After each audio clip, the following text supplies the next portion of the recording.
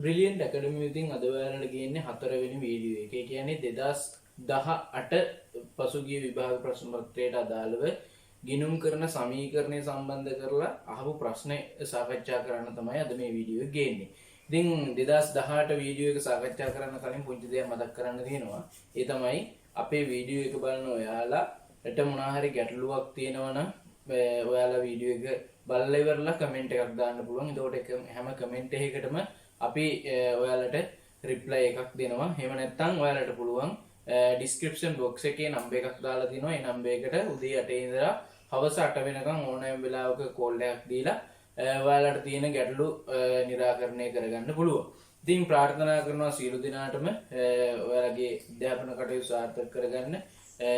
වාණිජ්‍ය විෂය ධාරාවෙන් උසස් පෙළ විභාගයට ලියන ගිණුම් කරන විෂය මේ සම්බන්ධ කරලා තමයි මේ වීඩියෝ මාලාව ඔයාලට ගේන්නේ. ඉතින් ආරාධනා කරන සියලු දෙනාටම අපිත් එක්ක එකතු වෙන්න. ඒ වගේම අපේ YouTube channel එක subscribe කරන්න. ඔයාලගේ අනිත් යාළුවන්ටත් බලන්න. මේ වීඩියෝ එක share කරන්න. ඒ වගේම යාළුව දැනුවත් කරන්න. ඉතින් 2018 ප්‍රශ්න පත්‍රයේ ගිණුම් කරන සමීකරණයේ ප්‍රශ්නේ තියෙන්නේ 3 වෙනි ප්‍රශ්නේ. ඉතින් ඔයාලා ගාව මේ වීඩියෝ එක පටන් ගන්න කලින් හොඳින් මතක තියාගන්න ඕනේ මේ ගාන හදන්න. ඔයාලා ගාව කොලයක් තියෙන්න ඕනේ. එහෙම නැත්නම් පොතක් තියෙන්න ඕනේ. ඒ වගේම 2018 ප්‍රශ්නේ තියෙන්න ඕනේ. එතකොට 2018 ප්‍රශ්නේ 3 වෙනි ප්‍රශ්නය තමයි අපි මේ සාකච්ඡා කරන්න යන්නේ. එතකොට මේ සාකච්ඡා කරන්න කලින් ඔයාලා මේ ටික ලෑස්ති කරගන්න කියන එක මතක් කරනවා. ඒ වගේම මෙන්න මේ විදිහට තමයි ප්‍රශ්නේ අහලා තියෙන්නේ. පහත ආකෘතියට ගිණුම් කරන්නේ ගනුදෙනු හා සිද්ධි ටික ගලපන්න වෙනවා. ඒ වගේම මේ ගානේ හැටියට බැංකු ප්‍රකාශනයක් දීලා තිනේ. බැංකු ප්‍රකාශනයේ ශේෂය අරගෙන කියන්නේ බැංකු සැසඳුම් ප්‍රකාශයක් සාමාන්‍ය අපි ආකෘතියට හදන්නේ මොකද්ද? සංශෝධිත මුදල් ශේෂය උඩින් දාලා හරි එහෙම නැත්නම් මුදල් ශේෂය උඩින් දාලා තමයි හදන්න කියලා කියන්නේ. හැබැයි මේකෙදි වෙනස් වෙන එකම කාරණය තමයි මොකද්ද මේකෙදි කියනවා බැංකු ප්‍රකාශනයේ ශේෂය උඩින් දාලා මේ සැසඳුම් ප්‍රකාශය හදලා මුදල් පොතේ ශේෂය ගලපන්න. ඒ වගේම මුදල් ලැබීම් ජර්නලයක් සටහන් කරන්න කියන. එතකොට මුදල් මේකේ පැහැදිලි අකුරු තියෙනවා. ඉතින් ඔයාලට මේක පැහැදිලිවම පේනවා ඇති. එහෙම පැහැදිලිව පේන්නේ නැත්නම් ඒක පේන්නේ ඥානවන්තයින්ට පමණක් කියන එක තමයි මතක තියාගන්න. ඉතින් මම ඔයාලට කියන්න මොනවද මේකේ තියෙන්නේ? වත්කම්, වගකීම් සහ හිමිකම්. වත්කම් තීරුවේ දේපල පිරියත උපකරණ කියන එක තියෙනවා. තොගය, වෙළඳ, ලැබිය යුතු දෑ, මුදල්. මෙතන වෙළඳ ගෙවිය යුතු දෑ, වෙනත් ගෙවිය යුතු දෑ. හිමිකම් තීරුවේ කොටස් දෙකකට බෙදලා තියෙනවා. ප්‍රාග්ධනය සහ රඳවාගත් තිබේ. සැසඳුම් ප්‍රකාශයේ මෙතන උඩින්ම ලියනවා. සැසඳුම් ප්‍රකාශය මෙතන ගන්නේ බැංකු ප්‍රකාශනයට අනුව ශේෂය එකතු කරනවා. වෙනදට නම් මෙතනට එන්නේ නිකුත් කළ නමුත් කියන එක. ඒක මම පැහැදිලි කරනවා නම් මෙතනදී කොහොමද ඒක ගන්න කියලා. මෙතනට එන්නේ එකතු කරන්නේ හේතුව බැංකු ප්‍රකාශනයේ ශේෂය උඩින් දාපු නිසා අපි මෙතනට දානවා තැන්පත් කළ නමුත් උපලබ්ධි නොවූ චෙක්පත්. අඩු කරනවා නිකුත් කළ නමුත් ඉදිරිපත් නොවූ චෙක්පත්. ඉතින් මේව පැහැදිලිව ලියා ගන්න. මෙතන අපේ තියෙන සම්පත් ප්‍රමාණය සීමිතයි. එහෙනම් තමයි මේ ලියන්න ඉඩ මදි නිසා තමයි මේ විදිහේ මේ පැහැදිලි කිරීමක් කරන්න ඔයාලට ඒ තියෙන විදිහට ලියා ගන්න. මුදල් ලැබීම් ජර්නලය. මුදල් ලැබීම් ජර්නලයේ තියෙන ඉස්සෙල්ලාම තීරුවේ දිනේ ලියා ගන්න, චෙක්පත් අංකය ලියා ගන්න, විශ්ලේෂණය, ඒ වගේම දුන්වට්ටම් වටිනාකම විශ්ලේෂණ තීරුවේ ලියන්න පුළුවන් මොකද්ද? අත්පිට විකුණුම්, ණයගැති ලැබීම් සහ වෙනත් කියන විදිහට. විශ්ලේෂණ තීරුවේ මොනවාද? අත්පිට විකුණුම්, ණයගැතියන්ගෙන් ලැබීම් සහ වෙනත් කියන එක. විස්තරේ දැන් සටහන් කරන විස්තරේ කියන පැහැදිලි කිරීමක් අපිට තියෙන්න ඕනේ. ඉතින් එහෙනම් අපි ඉක්මනින්ම යමු අපේ ගානට. 2018 1 දින සමන් විසින් ලිපි ද්‍රව්‍ය අලෙවි කරන ව්‍යාපාරයක් ආරම්භ කරන ලදී. ව්‍යාපාරයේ සියලු මුදල් ගනුදෙනු බැංකු ජංගම ගිණුමක් මගින් සිදු කරනු ලබයි. ව්‍යාපාරයේ කළමනාකරු ලෙස සමන් සේවය කරන අතර විකුණුම් සහ තොග පවත්වාගෙන යාම සඳහා සහාය වීමට සේවකයෙකු බඳවා ගන්නා ලදී. 2018 ජනවාරි මාසයේදී පහත ගනුදෙනු ව්‍යාපාරය තුළ සිදුවිය. අංකය දිනය චෙක්පත් 1.1 සමන් මුදලින් රුපියල් 600ක් ලක්ෂ 6ක් ආයෝජනය කරන ලද අතර රුපියල් 1,880,000ක් වටිනා ලීබඩු ගෙනෙන ලදී.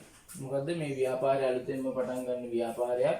ගනුදෙනු අංක 1 යටතේ අපිට සටහන් කරන්න වෙනවා මොකක්ද ව්‍යාපාරයක් ආරම්භ කිරීම. ඒ කියන්නේ මේ තියෙන්නේ මේ අලුතෙන්ම පටන් ගන්න ව්‍යාපාරයක්. දැනට පවත්වාගෙන යන ව්‍යාපාරයක් නෙමෙයි මේක අලුතෙන්ම පටන්ගෙන යන ව්‍යාපාරයක්. ඒ හන්දා අපි කොහොමද ආයෝජන මුදල සටහන් කරන්නේ? රුපියල් ලක්ෂ 6ක් ආයෝජනය කරා. රුපියල් ලක්ෂ 6ක් ආයෝජනය කරා නම් අපිට වෙනවා සිද්ධ වෙනවා මුදල් තීරුව ලක්ෂ 6කින් වැඩි වෙනවා. කියන්නේ මුදල් කියන වත්කම මේ ව්‍යාපාරේ වැඩි වෙනවා. ආයෝජනය කරපු හේතුවෙන් මොකද වෙන්නේ? ආයෝජනය වැඩි වෙනවා. මේක ව්‍යාපාරයේ අයිතිකරු ආයෝජනය කරපු නිසා ලක්ෂ 6ක් හිමිකම ඇතුලේ ප්‍රාග්ධන තීරුවට එකතු කරනවා. ඒ වගේම එයා 1.80ක මොනවද වෙන්නේ? දීපල පිරියත උපකරණ අරන් එනවා. දීපල පිරියත උපකරණ අරන් එනවා. දීපල පිරියත උපකරණ තීරුවේ ඒ කියන්නේ මොනවද මේ ලී බඩුනේ අරන් ඉන්නේ. ලී බඩු කියන්නේ ජංගම නොවනවත් කමක්. ඒක අයිති වෙන්නේ දීපල පිරියත උපකරණ කියන ගණයට තමයි අයිති වෙන්නේ. එතකොට මේක හදනවා නම් ඔයාලට මේ දෙකම එකතු කරලා හිමිකම් තීරුවේ ප්‍රාග්ධනයට එකතු කරන්න පුළුවන් 880ක්. එහෙම නැත්නම් 600ක් වෙනම සටහන් කරලා මෙතන 180ක් ලියන්නත් පුළුවන්. දැන් මෙතන එහෙම ලියනවා නම් මෙතන 180ක් සටහන් කරනවා. නැත්නම් ඔයාලට එක සැරේම මේක සටහන් කරන්න පුළුවන් කීයද? 780ක් හිමිකම් වැඩි වුණා ප්‍රාග්ධන තීරුවේ කියලා සටහන් කරන්න පුළුවන්. එතකොට මුදල් ලැබීම් මුදල් ජර්නලයක් හදනවනේ. මුදල් ලැබීම් ජර්නලයක් කියලා කියන්නේ ව්‍යාපාරයට මුදල් ලැබීම් ලැබෙන හැටි. එහෙනම් මේ තියෙන්නේ මුදල් ලැබීමක්. අයිතිකරු ව්‍යාපාරයට මුදල් ගේනවා කියන එකනේ කියන්නේ. එතකොට ඒ අයිතිකරු මුදල් කියන්නේ චෙක්පත මුදල් ආයෝජනය කිරීමක් තියෙන්නේ. ඒක අපි සටහන් කරනවා. චෙක්පත් අංකයක් නෑ. මේ තියෙන්නේ ආයෝජනය. මේකෙන් හැදෙන්නේ ආයෝජනය කියලා වටිනාකම කීයද? රුපියල් ලක්ෂ 6යි. රුපියල් ලක්ෂ 6යි. මෙතන අත්පිට විකුණුම් දාන්නත් බෑ. ණය ගැතියෙකුගෙන් ලැබීමක් නෙමෙයි. මේක අපි සටහන් කරනවා වෙනත් කියන තීරුවට. 1.3 වෙනිදා 5001 කියන චෙක් අංකයේ යටතේ රුපියල් 3 ලක්ෂයක රුපියල් ලක්ෂ 3ක ලිපි ද්‍රව්‍ය අත්පිට මුදලට මිලදී ගන්නා ලදී. අත්පිට මුදලට මිලදී ගන්නා ලදී කිව්වම මොකද වෙන්නේ? ව්‍යාපාරයේ මුදල් තීරුව අඩු වෙනවා රුපියල් 300ක්.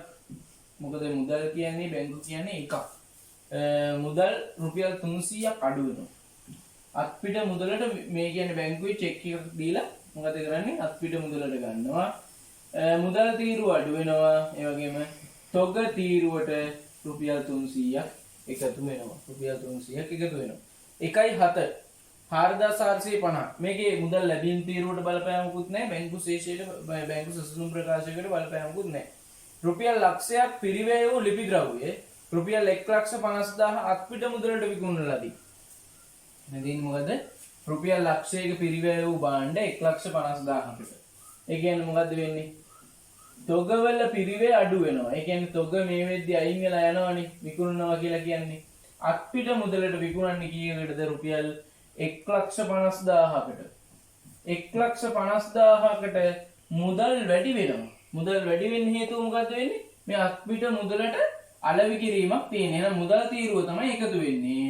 රඳවාගත් තිපෙන් මේක ලාභයට බලපාන එකක් නිසා රඳවාගත් තිපෙන් තීරුවට අපි එකතු කරනවා 50ක්. ඇයි මේ එකතු කරන්නේ 50ක්? හේතුව තමයි රුපියල් 100ක තොග රුපියල් 150කට අලෙවි කරනවා කියලා කියන්නේ ව්‍යාපාරයට ලාභයක් තියෙනවා රුපියල් 50ක. මේක කවදද වෙන්නේ මේ ගනුදෙනුව? 1.7 වෙනිදා තමයි මේ ගනුදෙනුව වෙන්නේ. එහෙනම් මුදල් ලැබීම් තීරුව. ඒ කියන්නේ මේ තියෙන්නේ ව්‍යාපාරයට මුදල් ලැබීමක් නේ තියෙන්නේ. චෙක්පත් අංකය ලියනවා කීයද? 4450. 4450 මේ තියෙන්නේ විකුණුම්. විස්තරය අපි ලියනවා මොකක් සම්බන්ධයෙන් මේක වෙන්නේ? විස්තරය තියෙනවා රුපියල් 4450යි දුන් වට්ටම් නෑ.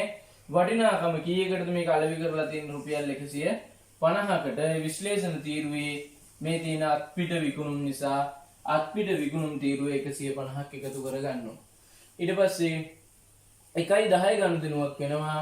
රුපියල් 150ක් රුපියල් 1,50,000 පිරිවැය වූ ලිපි ද්‍රව්‍ය 200කට ගාමිණීට ණයට විකුණන ලදී. මේ තියෙන්නේ මොකද්ද? ගාමිණී කියන ණය ගැතියට මොකද කරන්නේ භාණ්ඩ අලෙවි කරනවා රුපියල් 150ක් පිරිවැය 150යි මෙතනින් පිරිවැය අඩු වෙනවා 150ක් මේ තියෙන හතරවෙනි ගනුදෙනුව මෙයාට කීයකටද විකුණන්නේ රුපියල් 200කට ඒ කියන්නේ ණය ගැතියට විකුණන්නේ රුපියල් 200කට එහෙනම් මේකේ මුදල් වල තීරුවේ නෙමෙයි ණය ගැති තීරුවේ වෙළඳ ලැබිය යුතු දෑ තීරුවේ 200ක් එකතු කරනවා මේකෙත් ලාභයක් තියෙනවා 150ක භාණ්ඩ 200ට අලෙවි කරා කියලා කියන එතනත් රුපියල් 50ක ලාභයක් තියෙනවා ඒ ලාභය අපි සටහන් කරනවා මොකේද රඳවාගත් තිපේම් තීරුවේ ප්‍රාග්ධන තීරුවේ නෙමෙයි මොකේද රඳවාගත් තිපේම් තීරුවේ මොකද මේ ලාභයක් නිසා ඊට පස්සේ 1.12 සිද්ධ වෙනවා ගනුදෙනුවක් රුපියල් ලක්ෂ 4ක ලිපි ද්‍රව්‍යයේ සීමිත ජයමාල් පොදු සමාගමෙන් ණයට මිලදී ගන්නා ලදී ලක්ෂ 4ක මේ තොගයක් මොකද්ද කරන්නේ මිලදී ගැනීමක් කරනවා ලිපි ද්‍රව්‍යනේ ලිපි ද්‍රව්‍ය අලෙවි කරන ව්‍යාපාරයක් නිසා තමයි මොකද්ද මේ ව්‍යාපාරයේ තොගේ ලිපි ද්‍රව්‍ය වෙන්නේ ඒ කියන්නේ අපි මෝටර රථ විකුණන ව්‍යාපාරයක් මේකේ තොගේ තමයි මෝටර රථ එතකොට ඒ ව්‍යාපාරයේ සිල්ලර් බඩු ව්‍යාපාරයක් නම් සිල්ලර් බඩු කියන්නේ ඒ ව්‍යාපාරයේ තොගේ එතකොට මේ ව්‍යාපාරය අලෙවි කරන්නේ මොකද්ද ලිපි ද්‍රව්‍ය අලෙවි කරන ව්‍යාපාරයක් නිසා මේ ලිපි ද්‍රව්‍ය කියලා කියන්නේ මොකද්ද? මේ ව්‍යාපාරයේ තොගයක් කියන එක තමයි සටහන් කරන්න වෙන්නේ. ණයට භාණ්ඩ මිලදී ගන්නවා කියලා කියන්නේ මොකද්ද වෙන්නේ? ව්‍යාපාරයේ සතු තොග වැඩිවීමක් තියෙනවා. ඒ වැඩිවීම මොකෙන්ද අරන් තියෙන්නේ? මුදල් ගෙවීමක් සිද්ධ වෙන්නේ නැහැ. ඒ මේ මිලදී ගැනීම සිද්ධ වෙන්නේ මොකෙන්ද?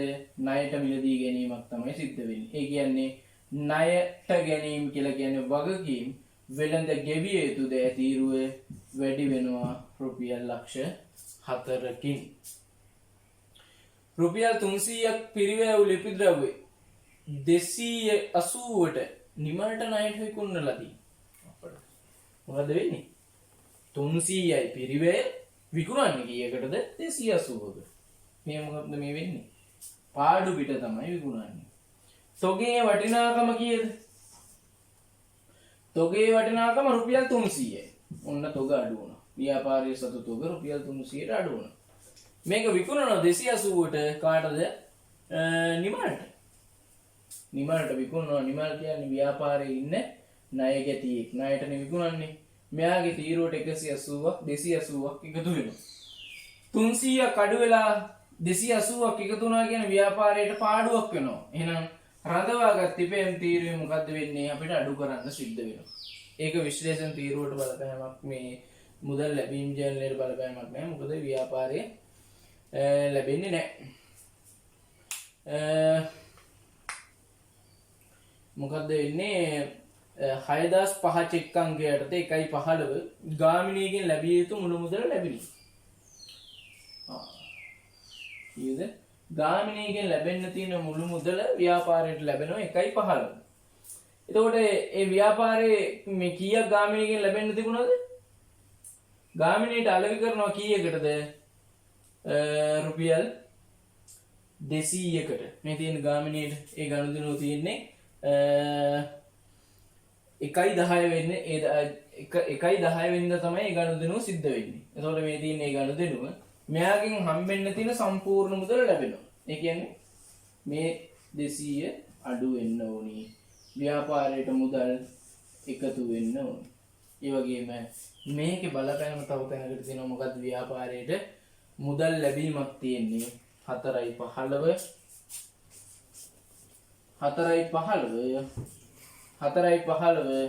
6005 කියන චෙක් අංකය යටතේ ණය ගැති ලැබීම් තියෙනවා පට්ටමක් දෙන්නේ රුපියල් කීයක් ලැබෙනවද යාගෙන් රුපියල් 200ක් ලැබෙනවා ණය ගැති ලැබීම් තීරුවේ 200ක් අපි එකතු කරනවා පැහැදිලිද මේ කියන කාරණාව 200ක් මෙයාට ගෙවන්න ගාමිණීගෙන් සල්ලි හම්බෙන්න තියෙන කීයද රුපියල් 200යි ඒ 200ගෙන් අඩු වෙනවා එයාගේ වෙළඳ ලැබිය යුතු ශේෂය අඩු වෙලා මුදල් තීරුවට එකතු වෙනවා මේ මුදල් තීරුවට මුදල් ලැබීම් ජනලයක් අපි හදන හන්දා මුදල් ලැබීම් ජනලයට අදාළ කාරණාව අපි එකතු කරගන්නවා දිනේ දාලා චෙක්පත් අංකය දාලා විස්තරයේ විදිහට අපි ලියන ණය ගැති ලැබීමක් මේ තියෙන්නේ දුන් වට්ටමක් නෑ වටිනාකම කීයද රුපියල් 200ක් යාගෙන් හම්බෙන්නේ විශ්ලේෂණ තීරුව අත්පිට විකුණුම් නෙමෙයි මේ තියෙන ණයගැති ලැබීම් තීරුවේ රුපියල් 200ක් එකතු කරනවා. වැටුප් ගෙවීමක් තියෙනවා. වැටුප් ගෙවීම සටහන් කරනවා. මොකේද වැටුප් ගෙවීම?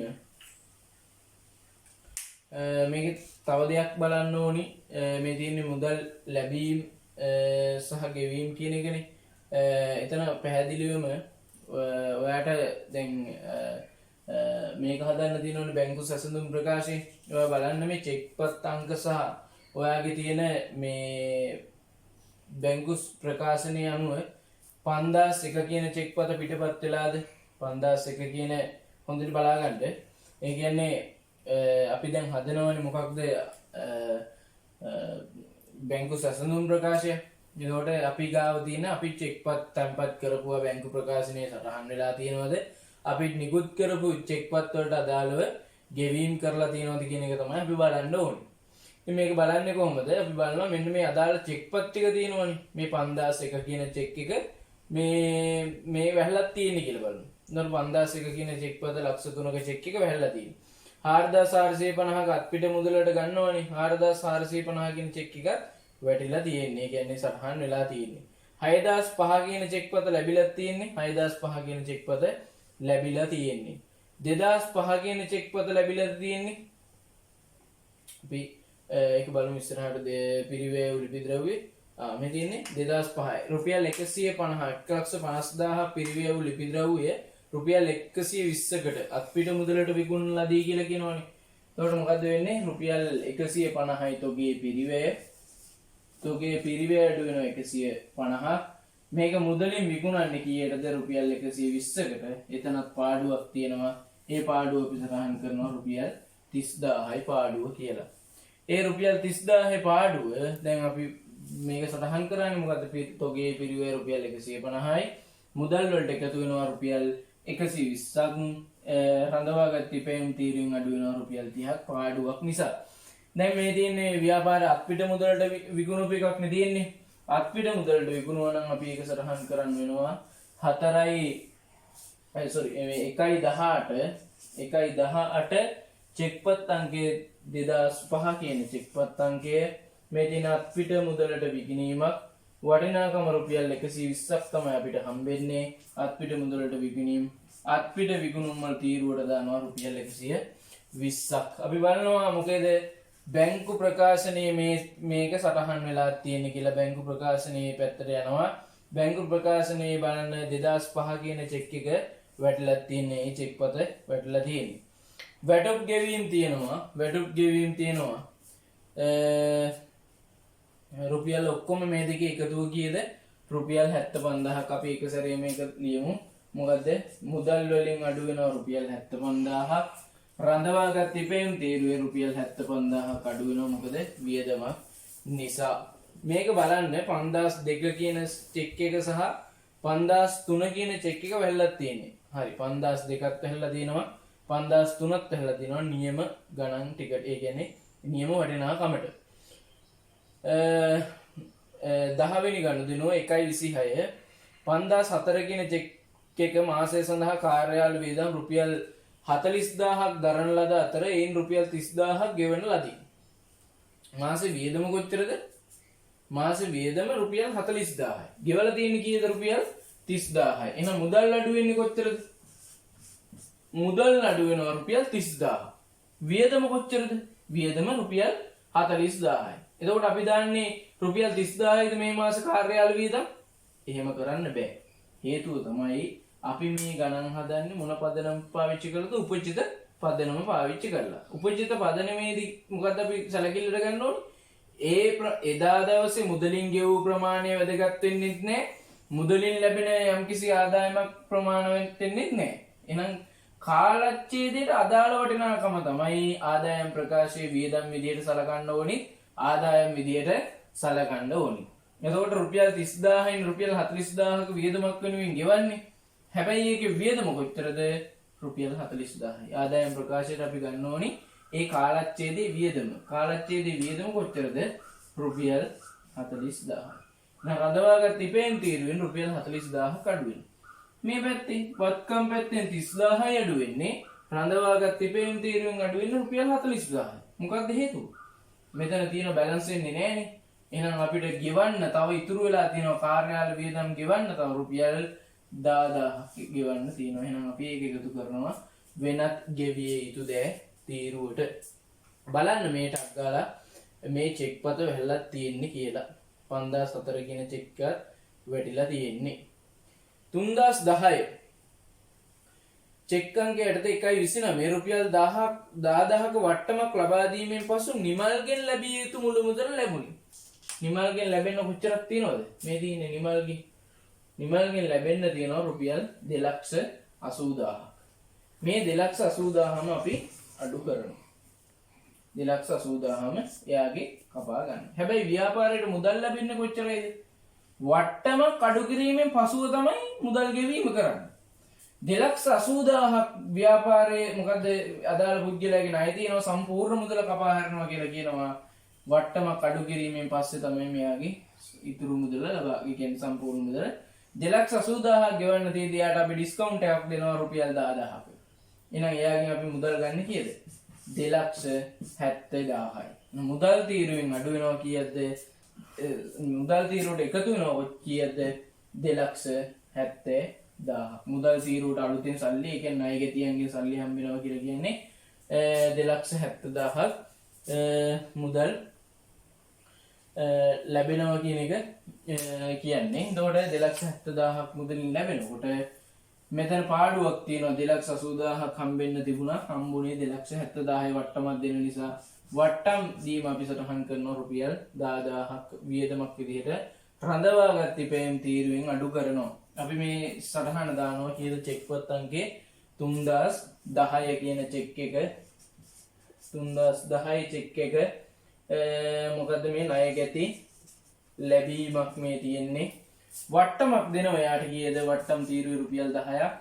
වටිනාකම කීයද? රුපියල් එයාගේ මුදල් ලැබෙන්නේ කීයද? 2,70,000යි. ඒක මොකද්ද? ණය ගැති ලැබීම කියලා 2,70,000ක් සටහන් කරනවා. සීමිත ජයමාල් පොදු කලින් බලන්න 3010 කියන චෙක් එක වැල්ලද තියෙන්නේ කියලා.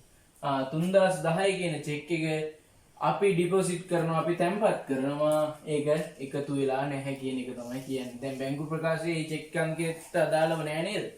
ඒ චෙක් එකට අදාළව බැංකු ප්‍රකාශනයේ කිසිදු සාක්ෂියක් සටහන් වෙලා නැහැ. ඒ කියන්නේ මොකද? අපි තැන්පත් කරාට බැංකුවේ ඒ මාසෙට අදාළව බැංකුවේ බැංකු ප්‍රකාශනයට එකතු කරලා නැහැ.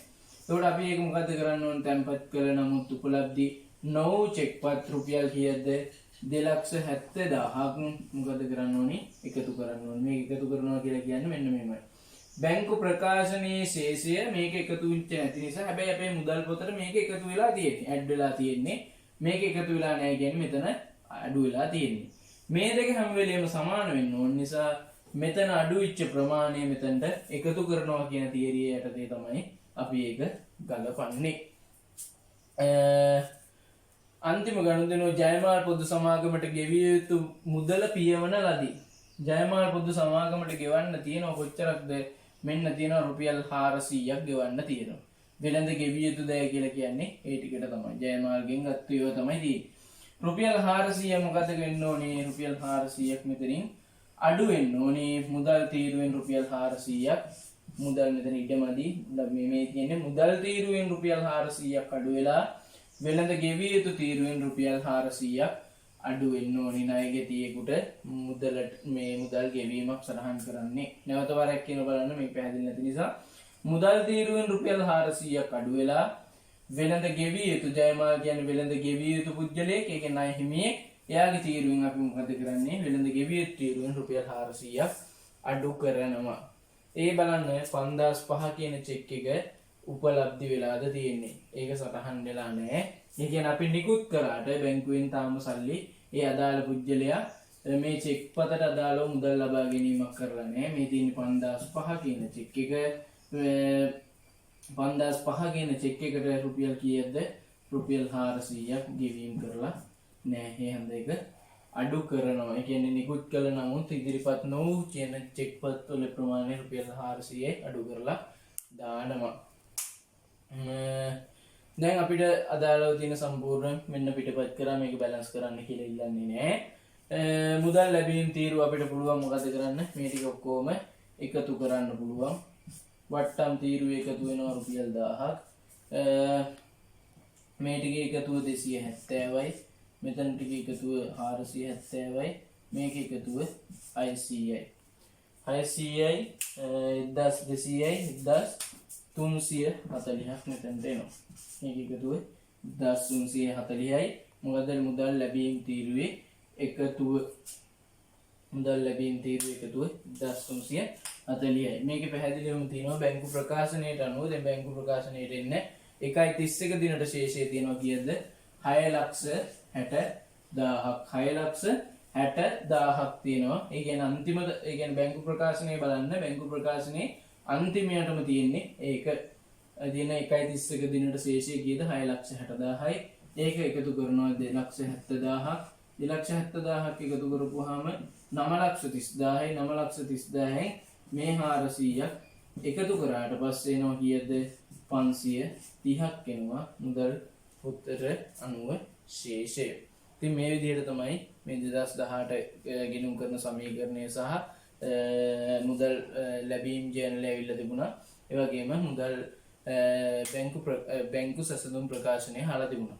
ඉතින් අපි ඊළඟ දවසේ 2019 ගිණුම් කරන සමීකරණය ආපු ගානත් එක්ක සම්බන්ධ වෙන්න බලාපොරොත්තු අපි අදට බ්‍රිලියන්ට් ඇකඩමි විසින් සමුගන්න ජයග්‍රාහී අනාගතය.